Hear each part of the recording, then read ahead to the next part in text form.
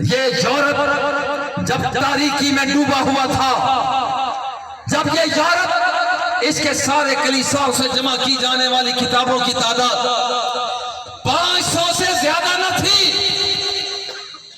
یاد رکھنا کہ قرطبہ کی لائبریری کے اندر 1 ملین کتابیں موجود تھیں۔ واہ واہ واہ سبحان اللہ، یہ مسلمانوں کا علم ہے۔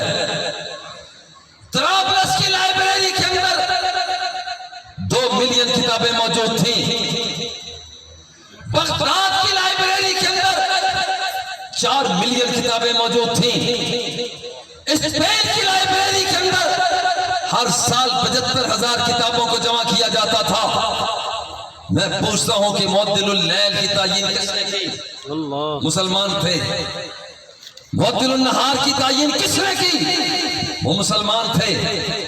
زمین کا قطر کس نے معلوم کیا؟ وہ مسلمان تھے۔ توپ کس نے بنائی؟ وہ مسلمان تھے۔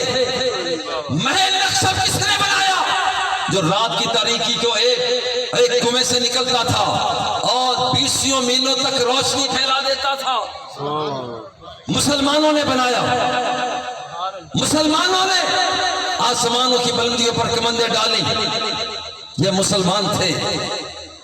اور آج کا مسلمان ذرا سوچ کے تیرا وہ انداز کیوں نہیں؟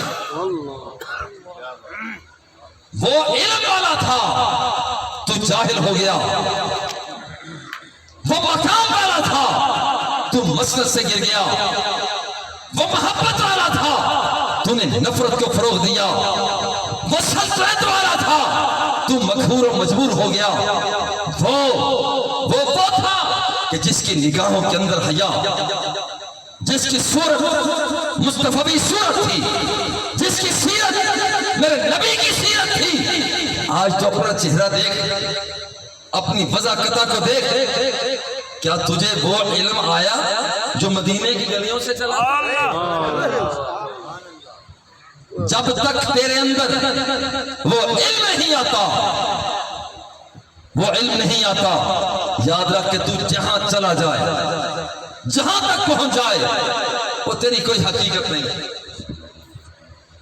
تیرے دریا میں طوفان کیوں نہیں ہے؟ خودی تیری مسلمان کیوں نہیں ہے؟ ابس ہے شکوائے تقدیر یزداں، تو خود تقدیر یزداں کیوں نہیں؟ کیوں نہیں؟ جب تک علم نہیں آتا۔ غور کرے کائنات کے آقا نے ارشاد فرمایا، من یرید اللہ بہ خیرا یفقہہ فی الدین۔ اللہ جل جلالہ جس سے محبت اور پیار کرتا ہے اسے فقہ عطا کر دیتا ہے، اسے اچھی سوچ عطا کر دیتا ہے، اسے قرآن و سنت کی روشنی میں مسائل کا استنباط عطا کر دیتا ہے۔